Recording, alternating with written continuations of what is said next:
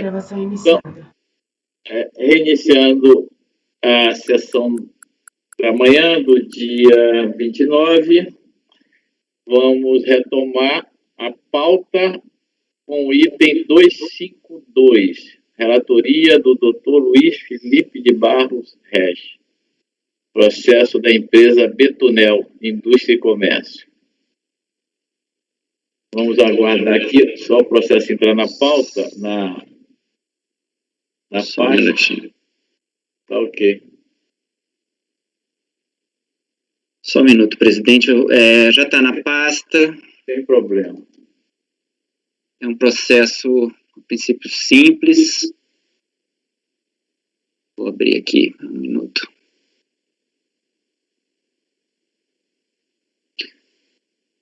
Bom, eu vou fazer uma síntese e no relatório. Se a gente tiver alguma dúvida, depois a gente volta para pegar algum detalhe.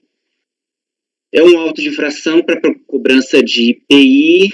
A empresa, ela industrializa a emulsão asfáltica, adquire insumos e revende parte desses insumos no estado e vende a emulsão asfáltica. Ela entrou com uma ação judicial para ver reconhecida imunidade da emulsão asfáltica e deu saída sem recolhimento do IPI. E esse IPI foi lançado, né? Vamos ver aqui se tem do relatório alguma coisa.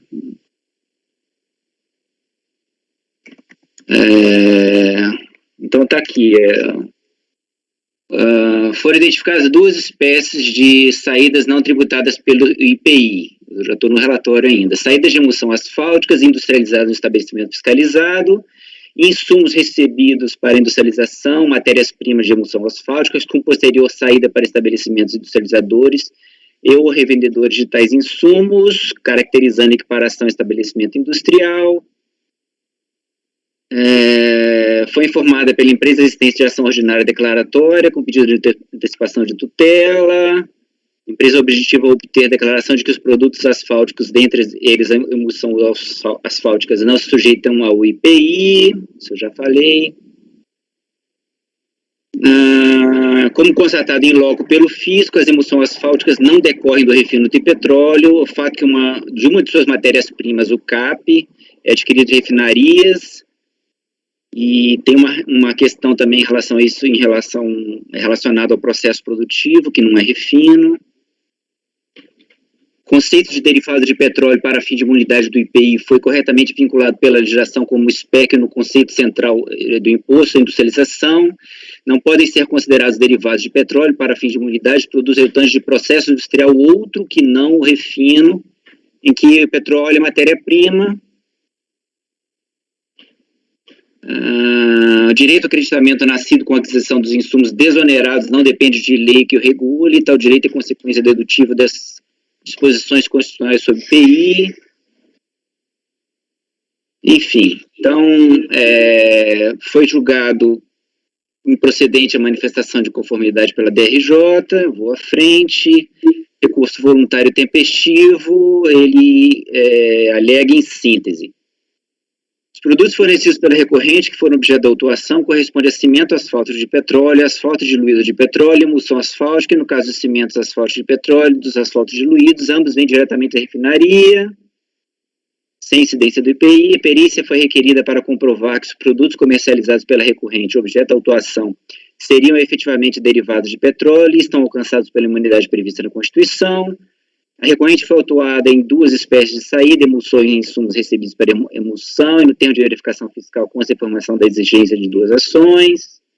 O entendimento da STF em face do IPI teria sido no sentido de buscar a efetividade das isenções de matérias-primas adquiridas para industrialização e processo industrial, e a única forma de assim ocorrer seria reconhecendo o direito àquele que adquire os bens isentos, não tributados ou com alíquota zero, se aproveitar o crédito respectivo e ainda sob a operação não incide qualquer imposto, e da mesma forma, em caso de incidência do imposto de operação anterior, que não tenha sido recolhido, não perderia o adquirente o direito de se creditar.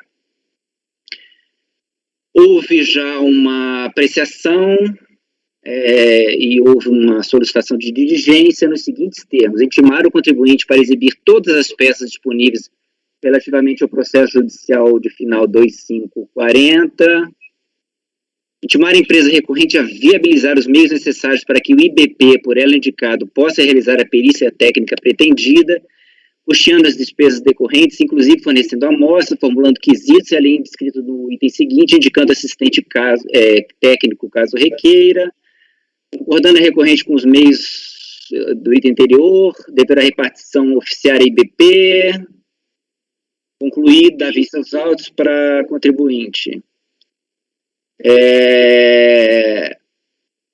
A contribuinte, a recorrente, ela optou por não fazer a diligência, está em pandemia e não vale a pena.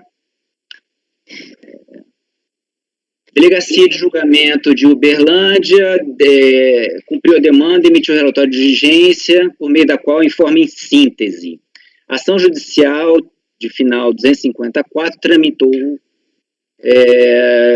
no Justiça Federal DF, observação: asfalto em emulsão, asfaltos modificados e asfaltos oxidados, não tendo havido negativa de tutela antecipada e sentença favorável à Fazenda Nacional, posteriormente reformada no TRF1, encontra-se no TRF1 com vista às autoras, para apresentarem contrarrazões. Não há nos autos cópia da petição inicial que permita delimitar a especificação do objeto da ação, mas constam diversos elementos que são suficientes para identificar o objeto da ação, que indicam que a demanda visa a suspensão da exigibilidade do suposto crédito tributário consubstanciado em exigência do IPI sobre as saídas de asfaltos de emulsão, bem como asfaltos modificados por polímeros e asfaltos oxidados. Não estão submetidas ao judiciário as outras duas matérias, veiculada na impugnação e no recurso voluntário. O IPI lançado no auto de infração, juntamente com multa de ofício e juros, foi integralmente parcelado pela Betonel em outubro de 2017.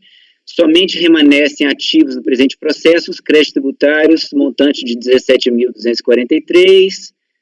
Tais créditos que não foram objeto de parcelamento referem-se a multa sobre IPI não lançado com cobertura de crédito, que somente ocorreu em 14 dos 108 decênios autuados, as saídas de produtos do período remanescente do processo, decênios 3 do 11 e 3 do 12, são quase em totalidade emulsões asfálticas, matéria submetida à apreciação judicial.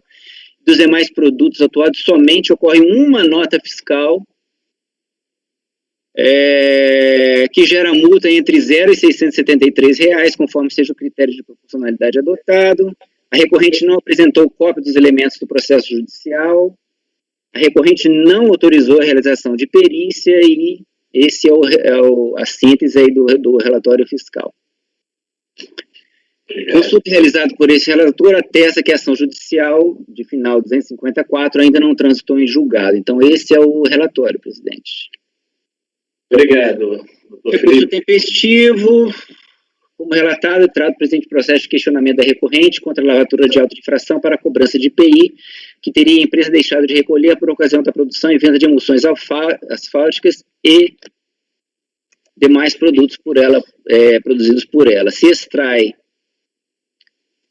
do termo de verificação fiscal que a fiscalização constatou que as notas fiscais de saída de emulsões asfálticas industrializadas do estabelecimento não teria sido lançado em IPI, apesar de previsão de alíquota de 5% na TIP, e não foi lançado IPI nas notas fiscais de saída de insumos adquiridos para industrialização e posteriormente remetidos para estabelecimentos industriais ou revendedores, apesar da previsão de alíquotas, respectivamente 4% e 5% na mesma tabela.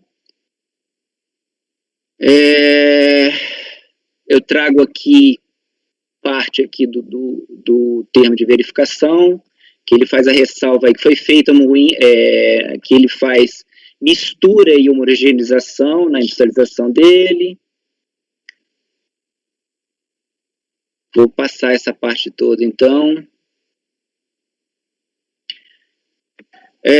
Inicialmente, no que toca à ação judicial, ajuizada pela recorrente, tendo em conta que seu objeto identificado foi buscar a tutela judicial para garantir a suspensão da exigibilidade do suposto crédito tributário substanciado do exercício do IPI, sobre as saídas de emulsão asfálticas, bem como asfaltos modificados por polímeros asfaltos oxidados, e ainda que a demanda está em curso na esfera judicial, há de se reconhecer a concomitância com o tempo da imunidade de emulsões asfálticas produzidas pela recorrente. Restou a DRF Uberlândia, que não estariam submetidas ao judiciário as duas outras matérias vinculadas à impugnação no recurso voluntário relativas à IPI na saída dos produtos, demais produtos, e escrituração de créditos de remunerações não oneradas pelo IPI. Cabe salientar ainda que, como destacado na informação fiscal, a recorrente aderiu ao parcelamento especial da Lei 12.865 e pela aplicação do parágrafo 2º, artigo 78 do RICAF. A formalização de pedido de parcelamento implica a desistência do recurso interposto. Sobre o parcelamento, informou a DRF Uberlândia que o IPI lançado no auto de infração, decente de apuração 1º de janeiro de 2004 a 3º de novembro de 2006, juntamente com multa de ofício e juros, foi integralmente parcelado pela recorrente em outubro de 2017, de forma que somente permanecem ativos no presente processo os créditos tributários relativos a multas do IPI não lançado com cobertura de crédito, decente de apuração 3º de novembro de 2006 e 3º de dezembro de 2006, no montante de R$ 17.243. Dessa forma, salienta a unidade local que as saídas de produtos no período remanescente no processo seriam em quase totalidade de emulsões asfálticas, matéria submetida à apreciação judicial. Assim, nos demais produtos autuados somente persistiria uma nota fiscal, que é aquela que eu já mencionei, ou seja, uma parte é concomitância, outra parte é parcelamento, sobrou quase nada. Ante o exposto, entendo que não devem ser conhecidas as arguições associadas ao reconhecimento da imunidade das emulsões asfálticas e demais produtos fornecidos pela recorrente, assim como suas saídas sem recolhimento do IPI devido. Assim, então, eleva-se a pressão dessa coluna da turma somente o tema associado ao acreditamento de aquisições de insumos isentos, imunes e não tributados. O assunto já é de amplo conhecimento desse colegiado e já foi submetido à apreciação dessa coluna da turma, em composição bastante similar à atual, proferindo-se o acordo 3401-7288, de relatoria da ilustre conselheira Mara Cifuentes.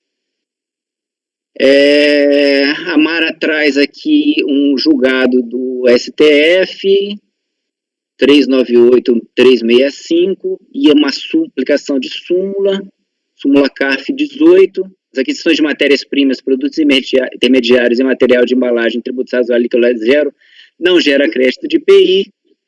Ante exposto, não vejo qualquer fundamento para a insubsistência da atuação ou para a reforma do acórdão recorrido.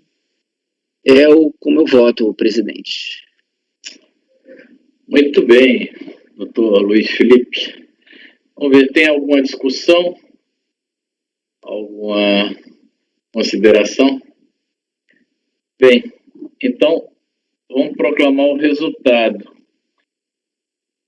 Está conhecendo em parte, né? E na parte conhecida, nega provimento. Acordo os membros do colegiado, por unanimidade de votos, conhecer parcialmente o recurso voluntário e, na parte conhecida, negar provimento. Muito bem, vamos para o 253, relatoria da doutora Fernanda, BS Callway.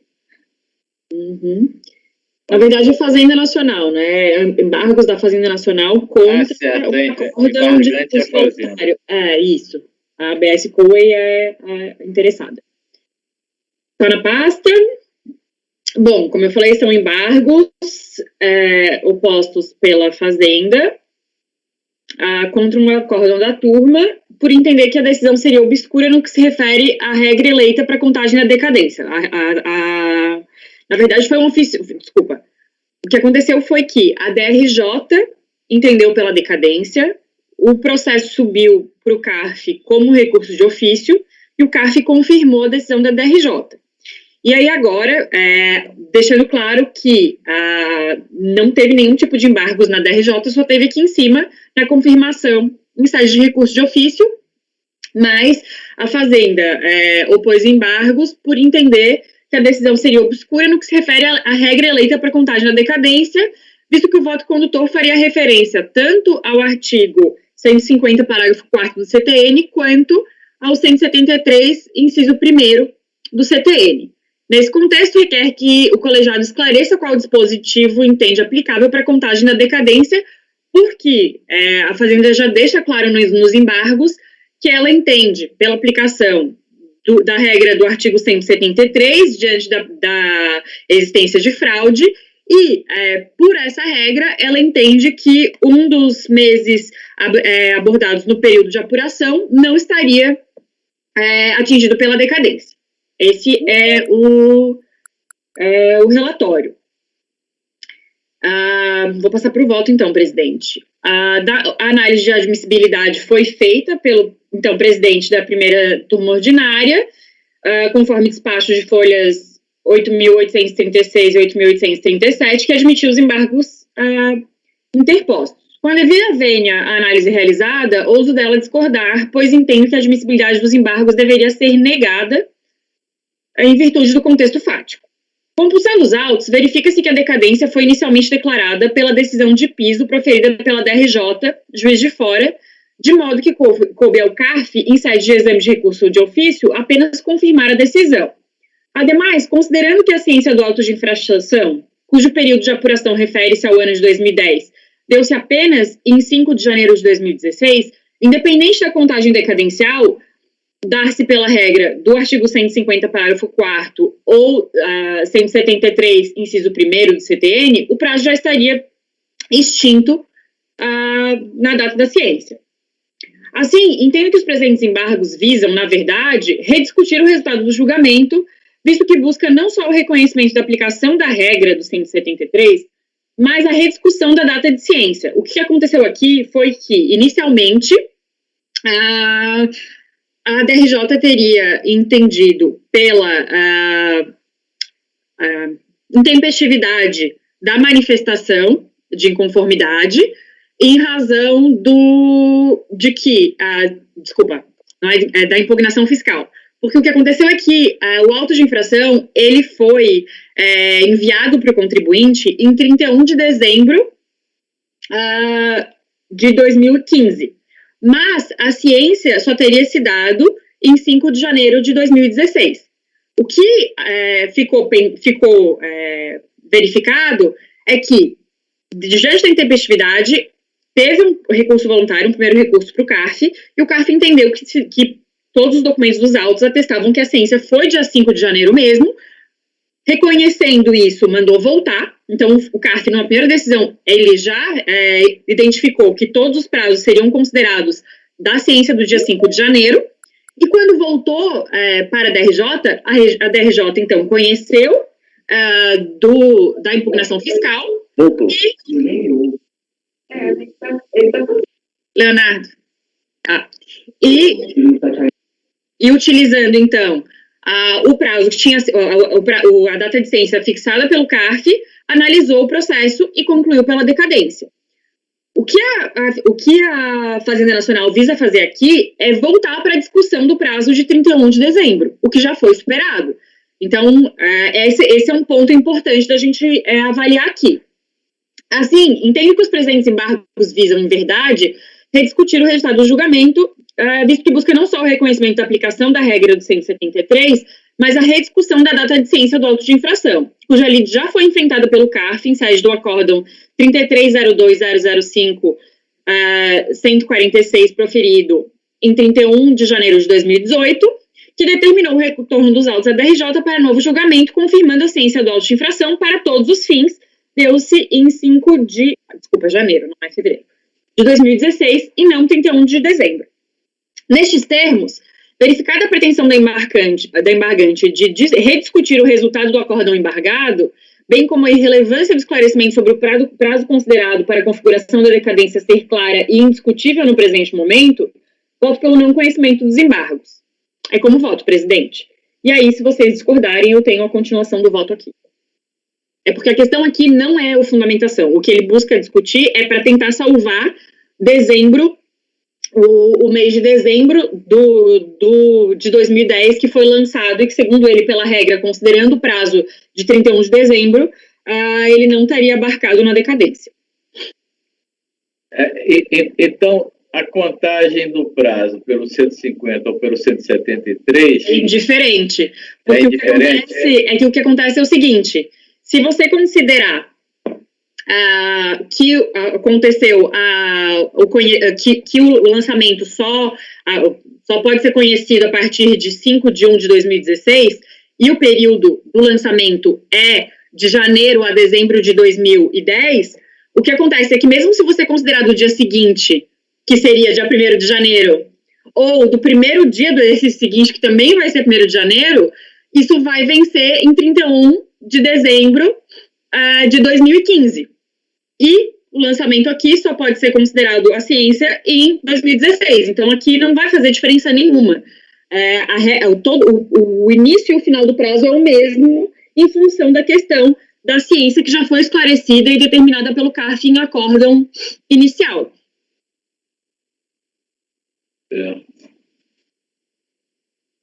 Tem alguma... Tá, mas o acórdão nosso ou da DRJ, ele dispõe se ele contou pelo 150 parágrafo 4º ou pelo 173? Não, ambos citam as duas regras e falam que não faz diferença, então eles não se manifestam. E aí tem uma segunda questão. Caso a gente ultrapasse essa questão para fins de serem feitos infringentes só para fins de esclarecimento, a primeira questão é que ninguém se pronunciou. Nós vamos ser os primeiros a nos pronunciar? Como aqui eu entendo que não prejudica o contribuinte, eu até fixei e acho que tem que ser a 173.1, porque, de fato, tem muitos elementos de fraude que foram analisados. Mas não posso deixar de ressaltar para vocês que a DRJ não se manifestou sobre a questão da fraude. E não tendo se manifestado sobre a questão da fraude, nós nos manifestarmos em segunda instância sobre isso não é muito legal, né? Mas você sabe que eu não sei? Porque você acabou de dizer, teve recurso de ofício. O recurso de ofício, ele tem efeito devolutivo amplo. Ou seja, a gente pode, dentro dos limites da lide que foi posta no auto de infração, nós podemos conhecer aquilo que tiver em discussão. Em tendo efeito devolutivo amplo, em verdade, é a nossa decisão que ele está efetivamente embargando. Porque eu entendo perfeitamente o que você está dizendo. Pô, deveria ter embargado lá na DRJ para saber. Eu entendo que seria processualmente mais higiênico, mas não entendo como impossível. É o mesmo que você, ao invés de entrar com embargos de alguma sentença, você entra direto com a apelação e depois, se for mantido, você embarga. Tudo bem, você pode ter um problema de pré-questionamento se for levado, tanto no nosso caso para a Câmara Superior, quanto no caso do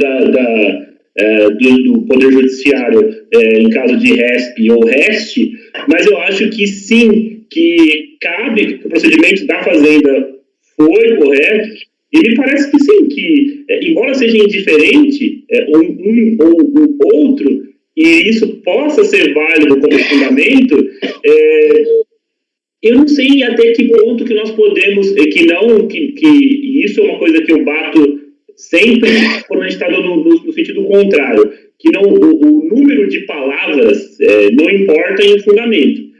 Você pode colocar todas as palavras do dicionário num voto. Isso não é fundamento.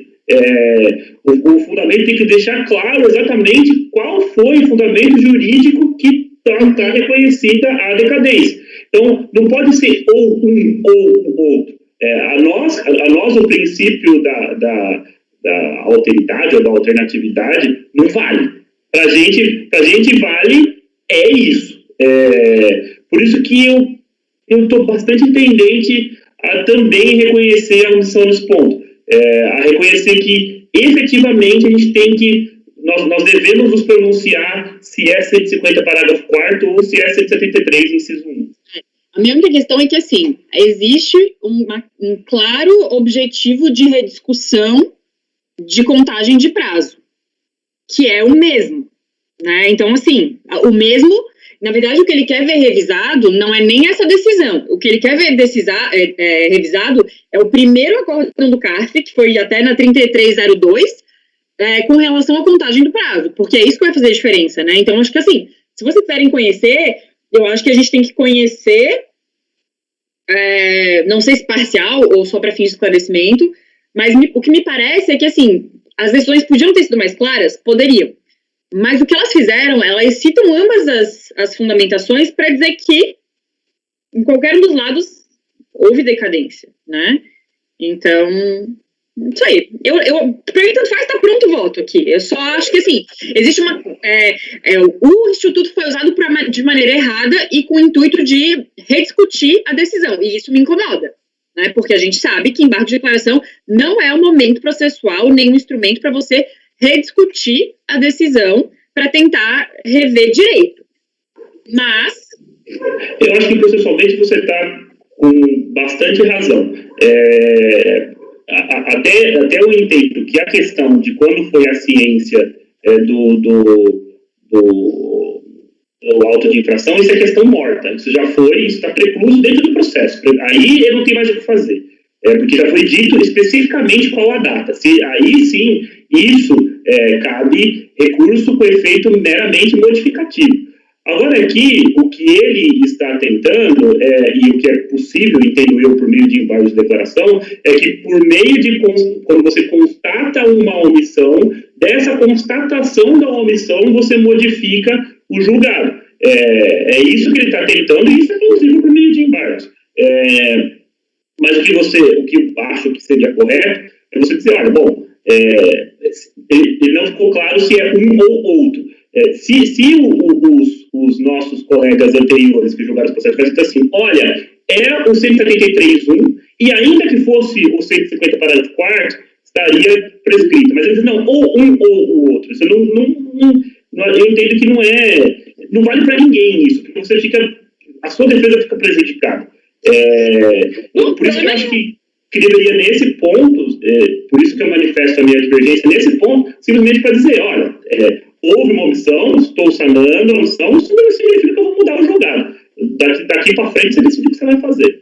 Na verdade, assim, se todos vocês entenderem dessa forma, eu ajusto o meu voto, não por isso, porque não vai ter nenhuma diferença no resultado, né? É só por uma questão aqui de conceito mesmo.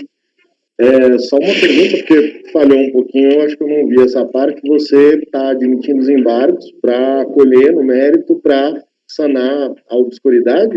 Não, na verdade, o que eu gostaria mesmo, Léo, o meu entendimento preliminar é não conhecer dos embargos, porque eu acho que aqui ele está tentando rediscutir mérito.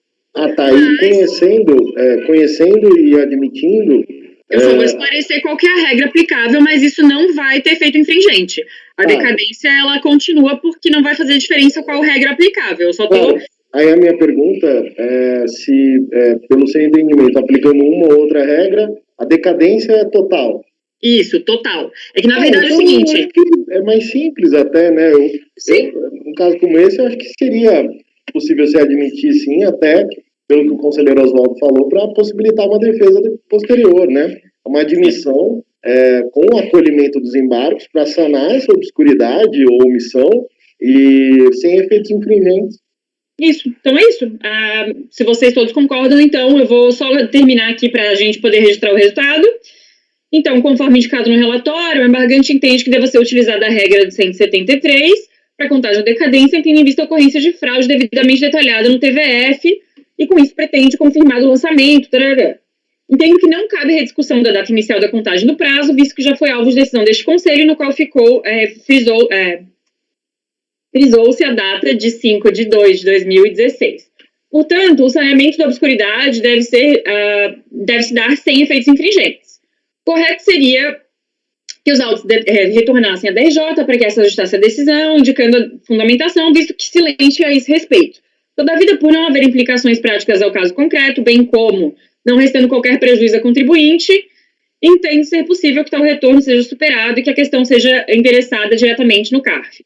Feito esclarecimento, restando devidamente provado no TVF que houve atuação fraudulenta da empresa durante o ano de 2010 por meio de prática de sonegação fiscal praticada por meio de emissão de notas fiscais de venda à ordem em valores subfaturados, meia nota, e concomitantemente de remessa à ordem para documentar a operação mercantil diversa, com recebimento de valores sonegados por intermédio de terceiro, aplicável a regra do 173.1.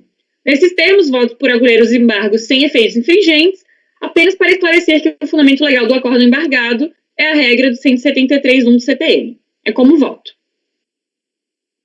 Perfeito. Eu estou anotando aqui. Vou proclamar. Senhor presidente, Sim, posso ter a palavra aqui, por favor? pode sim. É só um questionamento aqui à conselheira relatora. Fernanda, aqui você nesse voto alternativo, você coloca a data de 5/2, mas é 5 de janeiro. Isso, é que sabe o que é o negócio? Toda a discussão começou porque 5/1 teria sido a ciência e 5/2 teria sido a impugnação. Aí eu fiquei me confundindo, mas é 5/1. Tá. Eu já ajustei. E aqui só para... E o auto de infração todo, ele é referente ao período de janeiro a dezembro de 2010, é isso? 2010, né? O auto como um todo, né? Sim. Aí tá... entendi o que você está falando. Teria modificativo para dezembro.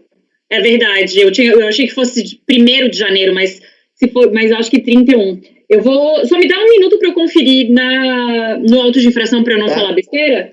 E aí a gente já decide, porque de fato vai ter diferença. Eu não tinha pensado nisso. O que acontece? A minha dúvida toda começou quando eu vi aqui uma R de 31 de dezembro, mas depois eu entendi, e aqui aproveito a oportunidade para esclarecer aqui aos demais conselheiros, se a conselheira relatora me permitir, Claro. é que a alteração aí da data considerada para a ciência, né, conforme foi determinado aqui pelo colegiado em outra composição, se deu porque a ciência que está nos autos aí na folha, eu tenho aqui anotado, mas se não me engano, 8568, ela data de 31 de dezembro, sim, de 2010. No entanto, ela foi feita de forma postal no endereço do sócio administrador, né? E o colegiado entendeu que essa ciência não valeria aqui para a empresa, porque a ciência deveria se dar no endereço do domicílio fiscal da empresa, né? Não seria o caso aqui de eleger um outro endereço, até mesmo porque não tinha se configurado aí todas as tentativas de ciência da empresa. Então, está aí tudo certo. Então, a partir disso, fica valendo a data da ciência do 5/1, que esse fato a gente já não tem mais competência para apreciar. E aí agora a gente tem que, eu acho que avaliar aqui dentro dos períodos. Você está certo, Gustavo. Tem 31 de 12, sim. Então, de fato, vai ter efeito infringente. O período de lançamento é o período mensal ou é trimestral? É mensal. Ele fez... na verdade, ele lançou quase todos os meses. Deixa eu pegar aqui. O lançamento no auto de infração, ele lançou na data final, no final de cada mês, né? No último dia de cada mês. E sobrou, então, imposto no valor de 167.800 relativos a 31 de dezembro. Então, aqui, de fato... Eu não sei. Só que vai ter um problema aqui. Se eu reconhecer que não tá atingido pela decadência, eu vou precisar mandar voltar. Não. Para que a DRJ analise, porque a DRJ não analisou. Conselheira Fernanda, eu tô... Tem razão. Está superando o obstáculo processual, você tem toda a razão.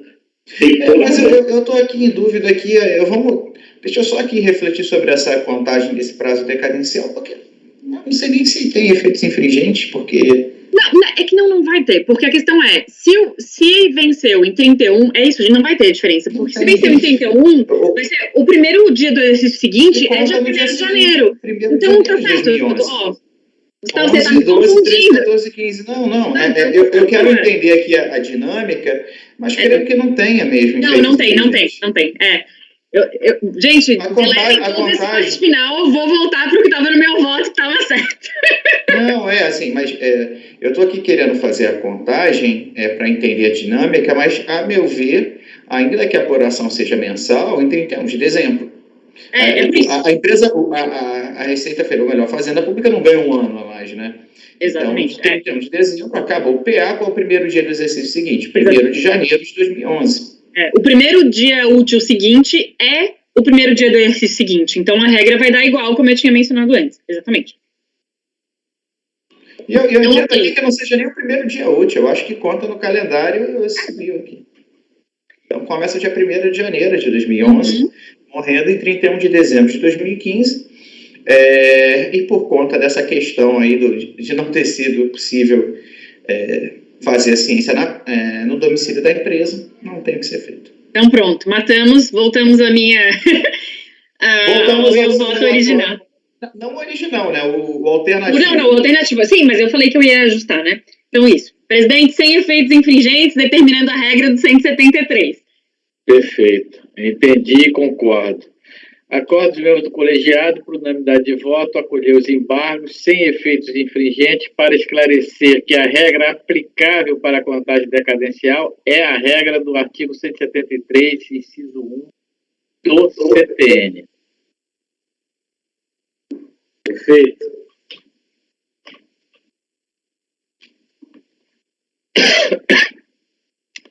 Desculpa. Vamos, então, ao item seguinte da pauta, que é do Dr. Luiz Felipe de Barros, item 254, empresa Klimber. Presidente, já está na pasta. É um processo simples de simples, com perdão do trocadilho. É uma glosa de empresa, é um pedido de ressarcimento de PI, com uma glosa de notas fiscais de empresas optantes pelo Simples. Ele questionou, dizendo que empresas não eram optantes pelo Simples e juntou consulta ao sistema. TRJ manteve, foi julgado aqui e a turma anterior entendeu converter em diligência para checar se elas eram ou não optantes pelo Simples. Então, eu já passo a parte final ali do relatório, que tem a resposta da DRF. Em atenção à solicitação formulada, a Delegacia da Receita Federal em Osasco cumpriu a demanda emitida no relatório de diligência fiscal de florestais, no qual informa que dos 6 fornecedores em análise, 4 seriam optantes pelo Simples Nacional no período do 4º trimestre de 2005 e 2 após exclusão em período superior, mas com efeitos retroativos nos seguintes termos. Então, eu transcrevo aqui. Sim, de um modo direto, poderia dizer que sim, todos os contribuintes eram optantes pelo Simples Federal à época, conforme comprovam consultas que realizei das declarações de RPJ, originais transmitidas por todas as empresas lá em maio de 2006, referente ao ano calendário de 2005. É possível ver que foram excluídas posteriormente, tarará. Segue abaixo o resumo das conclusões para cada fornecedor. Estão aqui os fornecedores todos. Usando a DRJ, eu passo ao voto, então, presidente. Vou adiantar aqui no voto um pouquinho, para a gente ser mais sucinto. Falo do Simples, da obrigatoriedade dos efeitos da inclusão do Simples. Vou lá para o finzinho.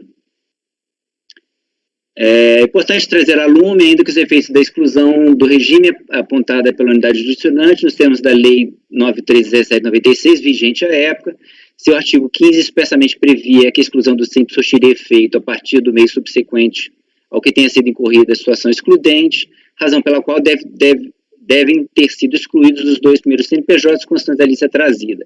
Com base nesse dispositivo legal, artigo 24 IN 250, repetido pelo artigo 24 da IN 350, dispunha que exclusão do Simples nas condições que tratam os artigos tais surtirá efeito a partir do ano calendário do mês subsequente. A recorrente não traz qualquer elemento que permita, ao meu ver, afastar as conclusões vindas do relatório de diligência e assim afastar as glosas promovidas, visto que as notas fiscais glosadas pela fiscalização foram emitidas sob efeito da exclusão das empresas do regime como visto. Nesses termos, penso que não há fundamento para a reforma do despacho decisório do acordo recorrido e nego provimento a recurso voluntário É como eu voto, presidente.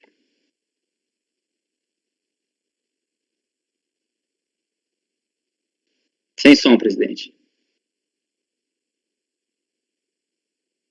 Obrigado, doutor Luiz Felipe. Alguma discussão, alguma consideração? Não? Então, vou proclamar o resultado. Acordo de membros do colegiado, por unanimidade de votos, negar provimento ao recurso voluntário. Muito bem. Então, vamos já para os próximos 2 itens da pauta. Doutor Leonardo, empresa ônibus Santo Estevão. Na pasta, presidente, sem acompanhamento, né? Sem acompanhamento. Deixa eu só abrir. Aberto. Eu acredito que sejam iguais, mas eu vou confirmar. Eu vou começar pelo 255, então.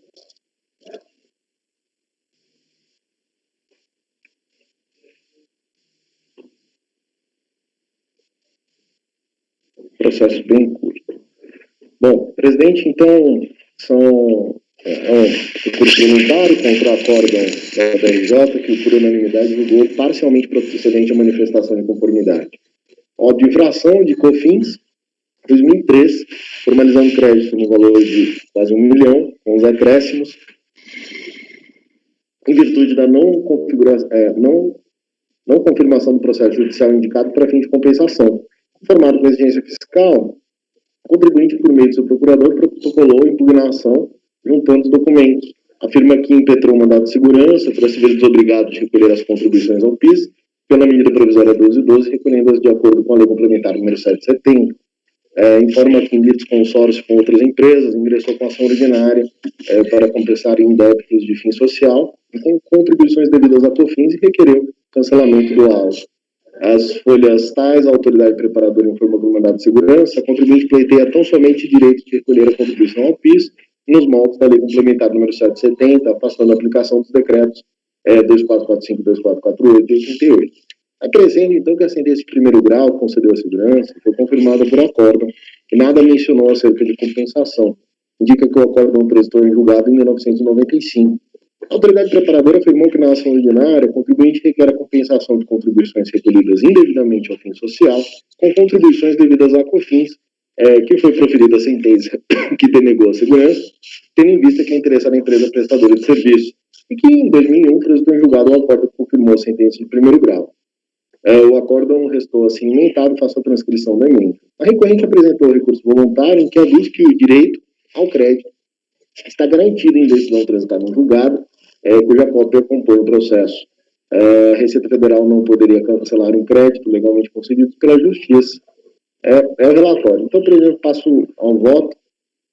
O recurso tempestivo, atende os requisitos formais dele com os extratos comprovantes de folhas tais indicam o reconhecimento de recolhimento de COFINS no período de janeiro a junho de 98, que confirma a aplicabilidade do parágrafo 4º do artigo 150 do CTN.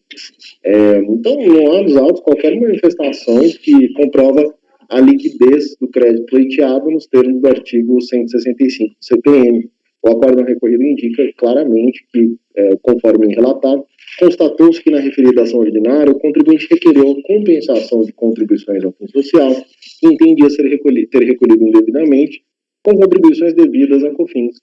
Verificou-se que a sentença monocrática julgou improcedente o pedido sob fundamento de ser integralmente devido ao tributo impugnado pelas empresas prestadoras de serviço. E o acordo transitado em julgado confirmou a sentença. Em outros termos, a decisão definitiva declarando inexistência de indébitos de fim social decorrentes de recolhimentos correspondentes às majorações de alíquota da exação, razão pela qual não há que se falar em compensação de contribuições devidas a COFINS. A recorrente não realiza a impugnação específica da questão e sequer produz provas sentido contrário. Assim, a minha proposta é no sentido de manter o auto de infração ante a ausência de comprovação de liquidez do crédito pleiteado. Então, ante o exposto, presidente, eu voto por conhecer no mérito da parcial provimento ao recurso voluntário unicamente quanto à questão da decadência. É como voto, presidente. Ok. Então, aqui você está considerando, então, a questão do trânsito em julgado, né? O trânsito em julgado não é desfavorável. A única coisa que é possível se reconhecer nesse caso aqui é a questão da decadência de janeiro a junho de 1998, em virtude do parágrafo 4º do 150, né? Perfeito. Então, bem entendido, então. Alguma dúvida, gente? Alguma discussão? Então, eu vou só abrindo outro, presidente, para ver se é igual ou não.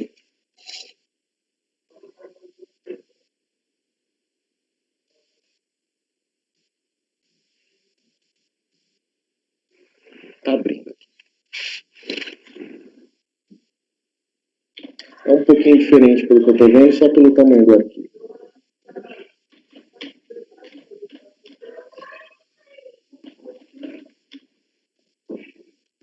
Não, é exatamente igual. É a mesma questão. Então, baseado inclusive na mesma sentença transitada em julgado desfavoravelmente para o contribuinte, só que nesse caso eu vou reconhecer a decadência do recolhimento de PIS, o irmão da COFINS, no período de janeiro a junho de 98. Igualzinho. Então, no 255, declarar a decadência em relação ao período de janeiro a junho de 98? Isso. É porque um é PIS e outro é COFINS, é isso? Um é PIS, outro é COFINS. Vieram os irmãos. Cada um gerou um auto de infração, 2 recursos voluntários estão andando juntos, 2 processos. Perfeito.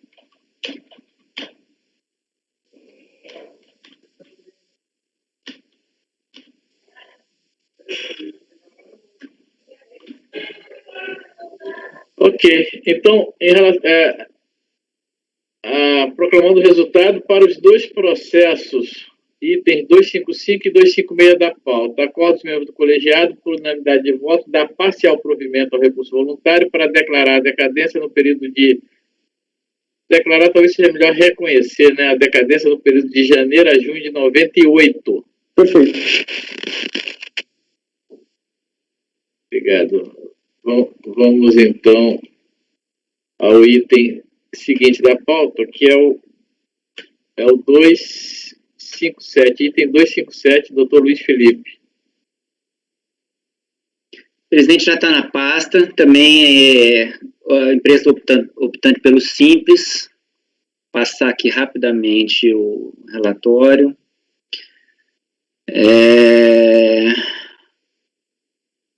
Mesma coisa,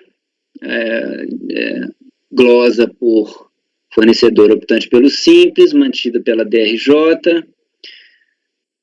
Recurso voluntário alega em síntese, fundamentou seus perdecontas aduzindo a impossibilidade de compensar os créditos acumulados de IPI decorrente de aquisição de matéria-prima, produto intermediário, material de embalagem, aplicados à industrialização que IPI devido na saída de outros produtos, ajuizou ação anulatória de débitos para que fossem declaradas como regulares todas as 66 compensações que lista com pedido de antecipação de tutela. Processo administrativo em epígrafe estaria com exigibilidade suspensa, vez que, quando o contribuinte provoca o judiciário, o poder público tem de desistir da esfera administrativa, pois os 2 processos não podem tramitar simultaneamente, teve seus pedidos deferidos por sentença judicial de 1º grau. Ao parar crédito do IPI passivo de ressarcimento de compensação, optou por fazer a compensação, e o programa gerador vigente à época permitia a inclusão de mais de um pedido de PER com uma última declaração de compensação. Sempre fez a compensação de valores iguais ou inferiores aos créditos que possuía, que nunca foram utilizados créditos indevidos, mas a Receita Federal declarou que a empresa estaria em débito, desconsiderou os que foram declarados referidos períodos de compensação, proferindo despacho sem fundamentação legal, declarando que os créditos reconhecidos seriam insuficientes para compensar integralmente os débitos.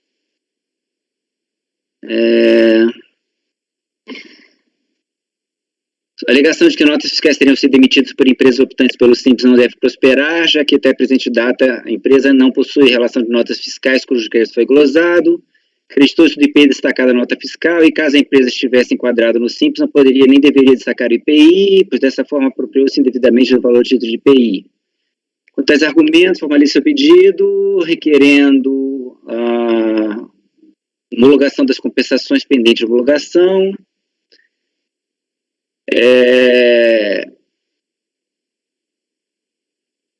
houve uma solicitação de diligência,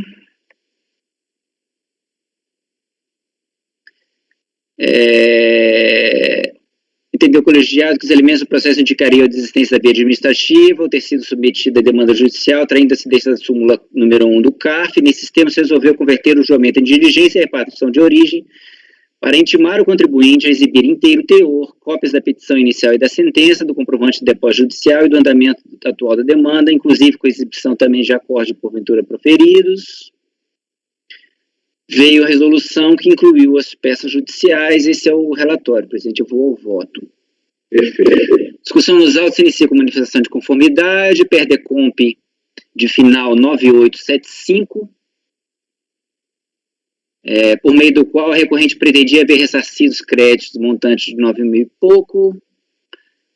Esses créditos, segundo alega, estariam vinculados a declarações de compensação para quitar débitos próprios. O crédito vindicado foi parcialmente deferido pela unidade jurisdicionante, DRF-FOS, que reconheceu somente o montante de tanto. No despacho decisório de folhas 013, rastreamento número de final 525, é possível verificar glosas efetuadas pela autoridade, verificar que as glosas da unidade competente referiam-se ao motivo 7, empresa habitante pelo Simples.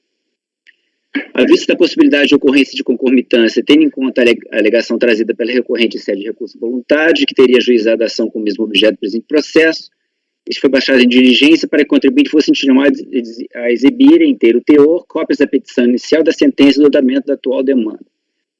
Como resultado, se extrai dos documentos juntados às folhas 109 e 163 que a ação judicial tinha como escopo principal afastar qualquer cobrança associados a créditos nela em discussão e declarar como regulares todas as compensações listadas na inicial, folha 146.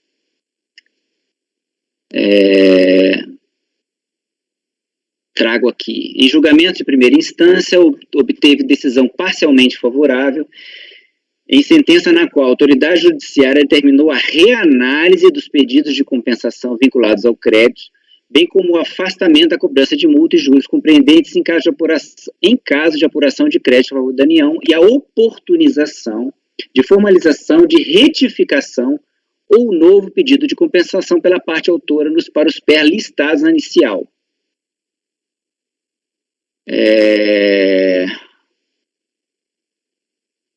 Vou ler aqui uma parte da decisão. De outro vértice, em relação aos demais PER listados no item B da inicial, entendo que não foram produzidas provas no sentido da alegada inexistência do débito. Ante exposto, julgo parcialmente procedentes os pedidos formulados na petição inicial. Para reconhecer a nulidade do despacho final 3504 e efeitos dela decorrentes, assim como determinar que sejam reanalisados os pedidos de compensação a ele veiculados, e determinar a oportunização de retificação ou novo pedido de compensação em relação aos demais PER relacionados no item B da inicial. Em segunda instância, a sentença foi mandada pelo TRF. Cabe destacar que, como visto, tanto a sentença quanto o acordo de segunda instância não determinam reconhecimento ao crédito, tampouco a homologação de compensações a ele vinculadas. Trago aqui uma parte. A sentença apreciou as questões controvertidas com clareza e acerto, devendo ser mantida por seus próprios fundamentos, adota com razões de decidir. A alegada insuficiência de crédito para compensação decorre justamente de equívocos no preenchimento do PERDECOMP, já que o contribuinte apresentou somente pedidos de ressarcimento, deixando de vinculá-lo às declarações de compensação. Resta evidente que a administração tributária reduziu a questão a mero formalismo, em detrimento do direito do contribuinte se valer com créditos líquidos certos para quitar seus débitos tributários. As provas produzidas nos autos não permitem formar convencimento quanto à suficiência e regularidade dos créditos arrolados pela autora, até porque a parte não apresentou cópia dos pedidos de ressarcimento das declarações de compensação. Os dados indicados na inicial, além de unilaterais, utilizam de sistema de conta corrente, que não se presta para embasar pedidos de ressarcimento de IPI. A perícia baseou-se apenas na consolidação dos pedidos de ressarcimento das declarações de compensação elaborada pela autora, que não aponta o trimestre em que cada compensação se refere. Transitou em julgado em 9 de maio de 2017, como se extrai do andamento do processo folhas 162. Pesquisa cuidadosa dos documentos juntados, contudo, permite a esse relator atestar que não há identidade de demanda judicial e o pedido de ressarcimento objeto do presente processo, de sorte que não há, a meu ver, concomitâncias de demanda judicial e administrativa. Inicialmente, se constata que o PER, objeto do presente processo, não consta da relação formulada inicial pela recorrente. Ademais, da mesma peça se extrai que o citado despacho decisório, que é o final 504, diverso daquele que não reconheceu o crédito integral, que é o final de 525. Ainda, discutiu-se nos autos daquele processo créditos de IPI relativos ao período de apuração compreendidos entre o primeiro trimestre de 99 e o segundo trimestre de 2006, vide folhas 113 e 114, ao passo que o período de apuração do PER em discussão nesse processo se refere ao segundo trimestre de 2008. Analisando o mérito da questão, vê-se que a autoridade administrativa gozou créditos de IPI associados à aquisição de mercadorias de fornecedor, tanto pelo simples vedado pela legislação tributária, vigente como é sabido.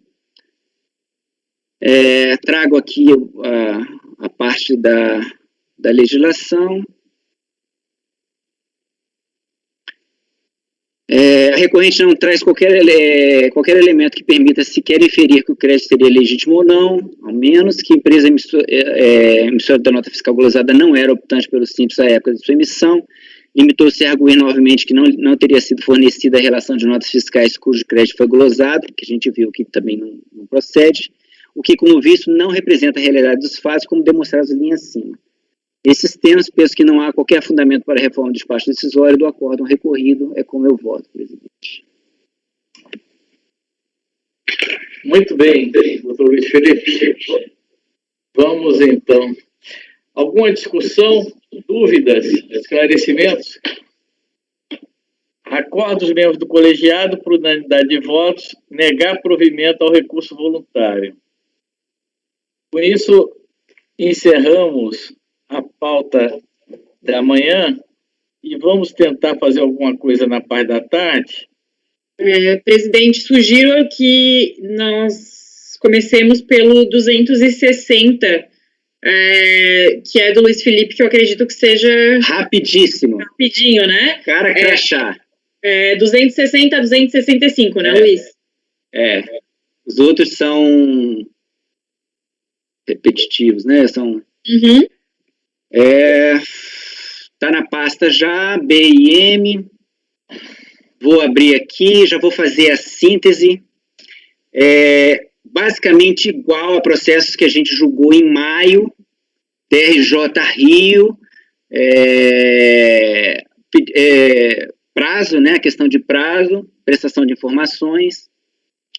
Então, eu vou trazer, como eu sempre faço, não foi arguída a nulidade, como eu sempre faço, como a gente julgou nos processos de maio, eu trago uma análise de ofício da nulidade, por saber que existe. Nesse caso específico, eu já vou ao voto, então, presidente, na parte em que eu mostro que eu acho que não há nulidade. Eu vou lá na frente, depois da parte que eu falo da nulidade. Compulsando o alegado com que consta dos autos, observo que em sua impugnação de folha 041 a 062, a recorrente sustentou basicamente que ocorrera denúncia espontânea, ausência de tipicidade, visto que não teria deixado de prestar as informações requeridas pela autoridade aduaneira, ofensa a princípios constitucionais pela aplicação da multa, proporcionalidade, razoabilidade, não confisco, capacidade contributiva, ausência de autonomia pela multa em relação a outras sanções por descumprimento de obrigações acessórias e afronto ao GAT, e inexistência de dano ao erário.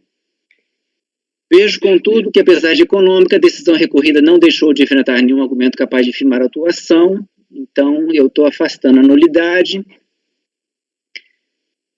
Se todos estiverem de acordo, eu vou ao mérito. Conselheiro Luiz Felipe, já que você nos oportunizou aqui a respeito do acordo, eu lembro que na sessão de maio, uma situação acho que parecida com essa, foi levantada a questão até pelo Lázaro, que tendo em vista que essa nulidade não foi arguída, né, e que você conclui que ela é inexistente, na oportunidade achou-se melhor nem conter essas partes no seu voto. Não sei se você lembra dessa discussão. Porque no fim das contas, tendo em vista que não foi... Lembro sim, você põe e tira. Eu vou tirar, então. Eu acho que talvez seja interessante partir o voto, tipo o voto mesmo. Eu tiro em si, mas eu achei interessante trazer, porque alguns senhores podiam entender que tem Sim, talvez seja interessante aqui para o colegiado, porque é o que a gente já está acostumado a ver, né? Podia ser que alguém entendesse passiva de nulidade, então eu trouxe, mas a gente tira, então, do voto, porque põe e tira, né? Sim. No caso concreto, também eu vou fazer uma síntese, desconsolidação, já na vigência daquela prazo de 48 horas antes da atracação. A atracação ocorreu 27 às 7h23, ele prestou as informações o 20/7 às 11, ou seja, foi depois da atracação, muito, né? Então eu trago aqui os extratos aqui, eu tenho a alegação de prescrição intercorrente, que eu trago também já o que a gente já tem discutido, súmula CAF número 11.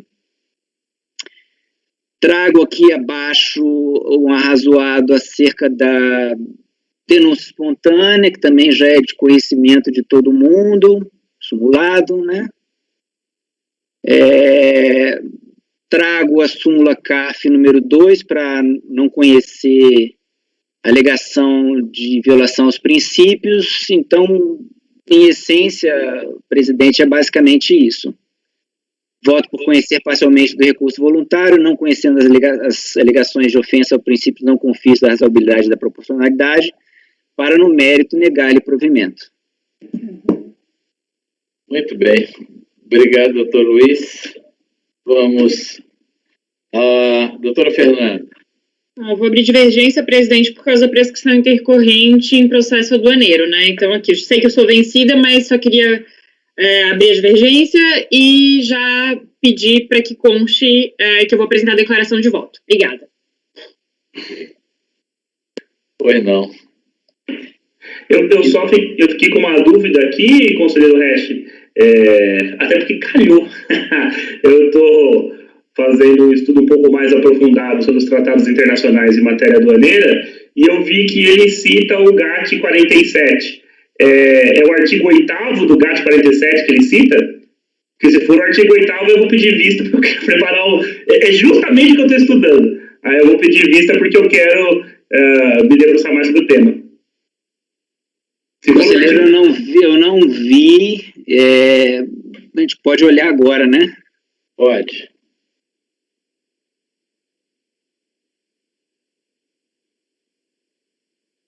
Vou abrir aqui o processo.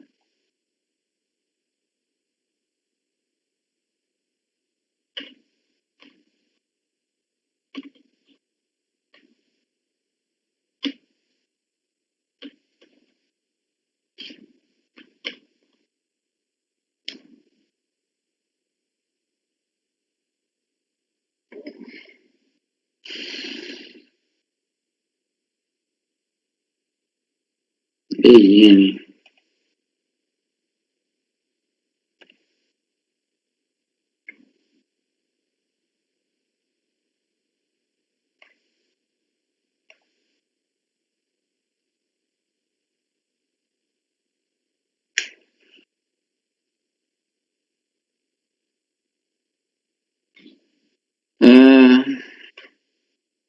Deixa eu ver aqui, recurso voluntário. O que ele traz?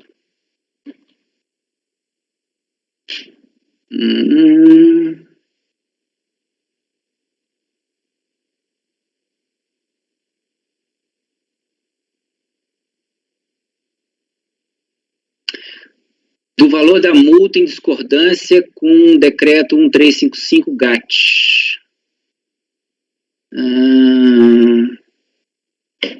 Então, não, né? Porque o 8º é formalidade de procedimento, não é a parte de penalidade. Ele diz assim, a parte que ele está questionando, emolumentos e formalidades referentes à importação e exportação. Em nenhuma parte contratante imporá penalidades severas por ligeiras infrações a regulamentação ao processo aduaneiro, em particular as penalidades pecuniárias impostas em virtude de omissões ou erro nos documentos apresentados à alfândega, não poderão exceder nos casos em que forem facilmente reparáveis, manifestamente isentos de qualquer intenção fraudulenta, que não corresponda a negligência grave, importância que represente uma simples advertência. Vista.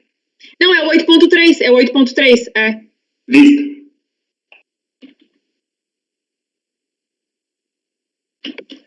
É pedir vista assim mesmo, conselheiro Oswaldo? Ok. Então, vamos fazer a votação. Não, o Oswaldo é o primeiro, presidente. É o primeiro, então.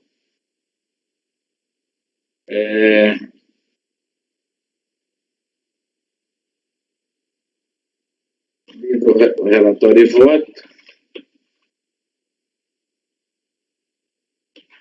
Pedido de vista do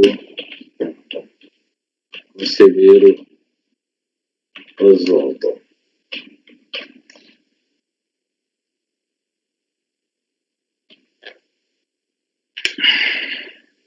Relatório pedido de vista do conselheiro Oswaldo. Vamos então ao Sobraram dois. Sobraram dois, presidente. Ou a gente vai fazer o seu de classificação, que é o 259, ou nós vamos fazer o meu, que é sobre não prestação de informação completa de DI, que é o 267. É rápido? Se vocês concordarem comigo, não vai ser demorado, porque assim, ele é um processo que ele é super interessante, ele é bem complexo, mas a maior parte já foi decidida pela DRJ, então a parte que ficou pra gente não é difícil. Tá. Porque o meu é esse processo meu aqui, nós vamos julgar nessa reunião de qualquer forma, porque ele já saiu várias vezes por falta de tempo. Como ele é aduaneiro e fica no final, é classificação fiscal, ele saiu muitas vezes. A última vez, inclusive, foi vista do conselheiro Leonardo. Vamos, então, ao teu, e aí, logo na sequência, a gente, quando recomeçar, a gente depois faz o meu. Perfeito. Bom, já está na pasta. Ele é um auto de infração lavrado para exigência de crédito tributário referente à multa por prestação de informação inexata, de natureza administrativa, tributária, cambial ou comercial, multa por cessão de nome de pessoa jurídica com vistas a acobertamento dos reais intervenientes e multa por entrega ou consumo de mercadoria de procedência estrangeira importada de forma irregular. O que acontece? Foi apresentada impugnação e a DRJ, ela excluiu basicamente todas as multas. Porque, o que é muito curioso aqui, é que segundo a importadora, o que acontecia aqui, ela é uma trading que fazia importação por conta e ordem e por encomenda de uma terceira, que é a Tex Brasil. Só que diante do fato da Tex Brasil estar inadimplente e não cumprindo as obrigações contratuais, ela não sabia se ela poderia continuar importando por conta e ordem e por encomenda, com medo de não receber. Então, o que ela fez? Como ela não sabia como essas mercadorias seriam tratadas, uma vez que elas fossem nacionalizadas, ele fez as importações por conta própria, mas na parte de informações complementares, ele indicou a existência de contrato de importação indireta com a Tex Brasil. Então, a gente tem uma informação incorreta nas DIs, mas não tem como dizer que houve um acobertamento de fato e uma prestação de nome, porque o terceiro interessado ele é informado para fiscalização. É uma situação bem atípica, né? E aí surge essa situação. O processo chega então para o CARF, tanto com recurso voluntário, porque a parte da multa por prestação de informação inexata foi mantida em parte, e o recurso de ofício, considerando que a maior parte do auto ele foi cancelado pela DRJ. No recurso voluntário, que é o que a gente vai precisar analisar aqui, a empresa, ela enfatiza a nulidade do lançamento por incompetência da autoridade fiscalizadora, em função de que ela não tinha MPF ao longo das intimações e que, no mérito, pela improcedência da multa de prestação inexata, visto que a última importação teria sido, de fato, realizada por conta própria, diante do inadimplemento comercial da Tex Brasil, o que resultou numa mudança na relação jurídica entre as empresas para a modalidade de venda por consignação. O processo foi, então, encaminhado ao CARF, sendo os recursos voluntários de ofício distribuídos a mim para análise e voto. Esse é o contexto, e eu posso tirar dúvidas de vocês mais específicas ao longo do voto, se vocês precisarem. Com relação à admissibilidade dos recursos, eu vou admitir apenas o recurso do contribuinte, tendo em vista que o crédito tributário exonerado é inferior ao valor de alçada vigente. Então, portanto, eu vou aplicar a súmula CARF 103 e não vou conhecer o recurso de ofício. Alguém discorda disso? Então, com relação à preliminar de nulidade levantada pela empresa. Preliminarmente, alega recorrente a nulidade do auto de infração por abuso de poder fiscalizatório, visto que a fiscalização teria sido, em quase sua totalidade, realizada sem amparo de mandato de procedimento fiscal, de modo que todas as intimações e verificações que teriam baseado a revisão aduaneira seriam indevidas por incompetência da fiscalização.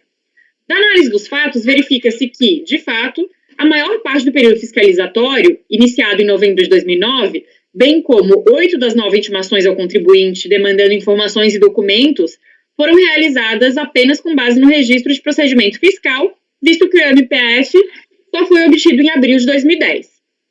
Na visão da recorrente, trata-se de dano formal irreparável, erro formal, desculpa, não é dano formal, irreparável, e que implica no reconhecimento de que a autoridade fiscalizadora não tinha competência para exercer a atividade em questão, devendo o auto de infração dela derivado ser considerado nulo nos termos do artigo 59 do Decreto 70.235.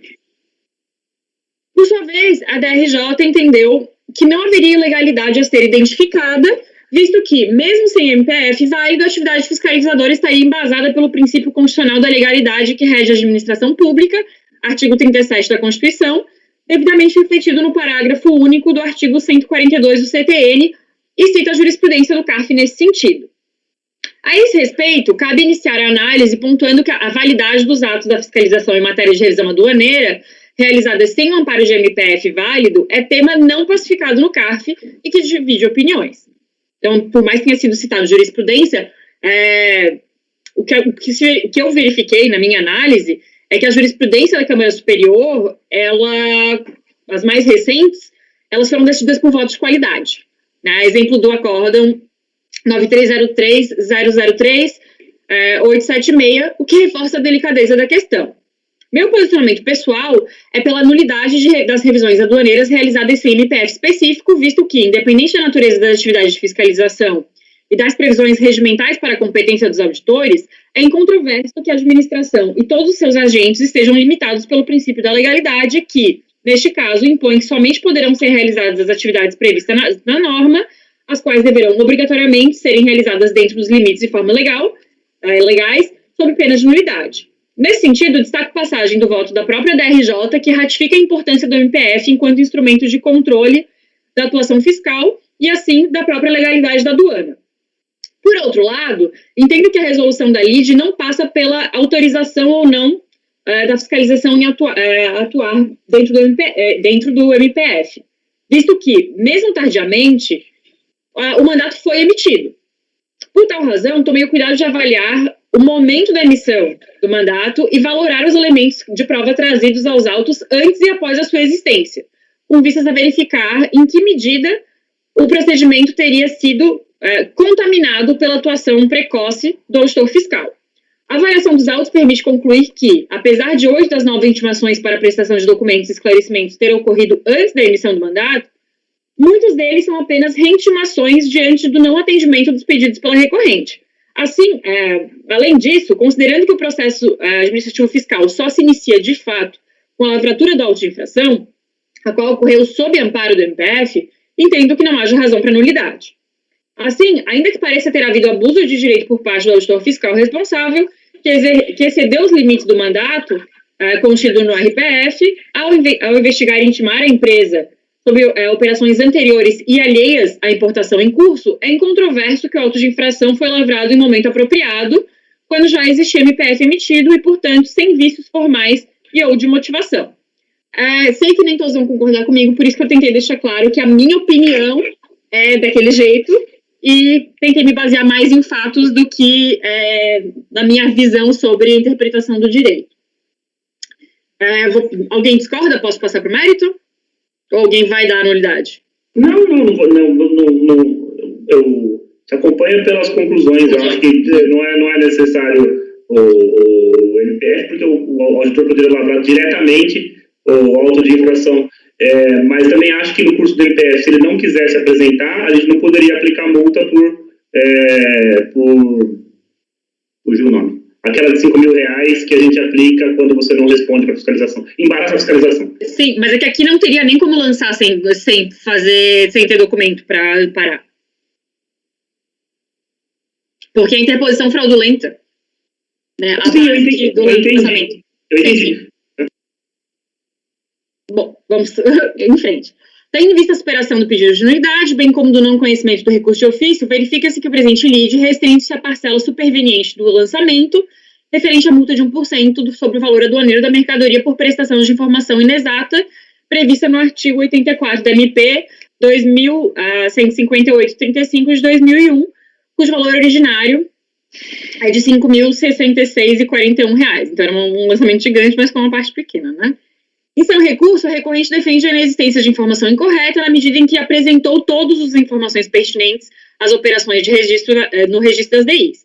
Explica que, diante do descumprimento reiterado dos contratos de importação indireta pela Tex Brasil e visando garantir a possibilidade de revenda a terceiros, caso necessário, realizou importações por conta própria da mercadoria com o intuito de revendê-las no mercado interno e, por tal motivo, informou apenas no campo de informações complementares sobre a relação comercial com a Tex Brasil.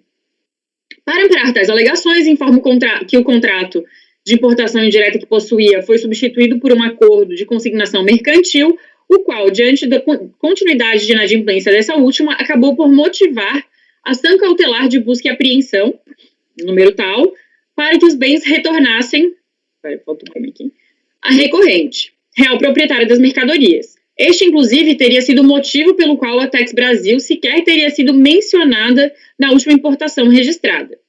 Ocorre que a busca e apreensão judicial foi parcialmente eficaz, visto que a maior parte das mercadorias enviadas à Tex Brasil sob consignação já teria sido destinada a consumo, ainda que sem a devida contraprestação pagamento recorrente. Por fim, a recorrente ressalta a ausência de fraude, dolo ou má-fé em suas condutas, concluindo que os fatos dos autos são derivados apenas de um desacordo comercial ocorrido em momento posterior às importações, motivo pelo qual não estão devidamente refletidos os documentos aduaneiros, não sendo esta a situação suficiente para ensejar qualquer tipo de infração punível pela legislação em vigor. Por sua vez, a DRJ entendeu pela manutenção da multa por prestação de informação comercial nos seguintes fundamentos. Basicamente, o que eles dizem aqui é que o problema comercial não tem nada a ver com a esfera aduaneira e que essa prestação de informação incorreta, ela trouxe prejuízo, ainda que potencial, ao controle. Conclusão dos autos, entendo que a decisão de piso foi acertada e merece ser mantida. Isso porque, a despeito de eventuais problemas contratuais comerciais entre importador e encomendante, os documentos que amparavam as importações ocorridas no período fiscalizado não deixam dúvidas sobre o envolvimento da Tex Brasil em todas as operações. Mesmo no caso da DI tal, de final 487, registrada por último e supostamente já no momento em que o contrato de importação por encomenda teria sido revogado pela inadimplência da encomendante, os documentos que amparam a operação deixam claro que as compras internacionais foram realizadas sob amparo do referido contrato, conforme se verifica abaixo pelas informações contidas na invoice e no BL. E aí vocês vão ver que o nome da Tex Brasil aparece. Então, na verdade, existe uma incongruência entre todos os documentos que amparam a importação e o que foi declarado na ADI. Por fim, cabe ressaltar que o contrato de importação por encomenda, justamente por configurar a importação realizada operacional e financeiramente por uma empresa a pedido de outra, constitui, em verdade, uma promessa de compra e venda, que, diante de eventuais problemas, poderá não se concretizar. Todavia, por ser comércio exterior atividade sensível aos interesses nacionais e de controle de fronteiras, Todas as informações envolvidas até o momento da importação efetiva devem ser prestadas, incluindo os envolvidos em tal tipo de contratação. Se, após o desembaraço aduaneiro, a revenda de mercadorias a encomendante pré-determinado não se realizar, o correto seria que o importador procedesse com a devida retificação da DI pelos meios apropriados. Do contrário, a situação para todos os fins aduaneiros e fiscais deverá ser interpretada a partir dos documentos que amparam a operação, os quais não deixam dúvidas de que a importação se deu sob a modalidade de encomenda, inclusive com direcionamento da maior parte das mercadorias para a empresa Tex Brasil, ainda que sob a modalidade ICFOP diversos da condição de venda. Consignação, no caso, né? Por fim, quanto aos argumentos referentes à ausência de dolo, fraude ou má-fé, cabe esclarecer que, diante da exclusão das multas e tipificações relativas à cessão de nome e interposição fraudulenta, a intenção do agente em nada modifica a análise acima exposta. Isso porque a multa capitulada no artigo 84 da ANP refere-se à infração de responsabilidade objetiva, de forma que a constatação e imposição independem da vontade e ou motivação do agente. Nesses termos, voto por conhecer apenas o recurso voluntário e, no mérito, negar-lhes provimento, é como voto.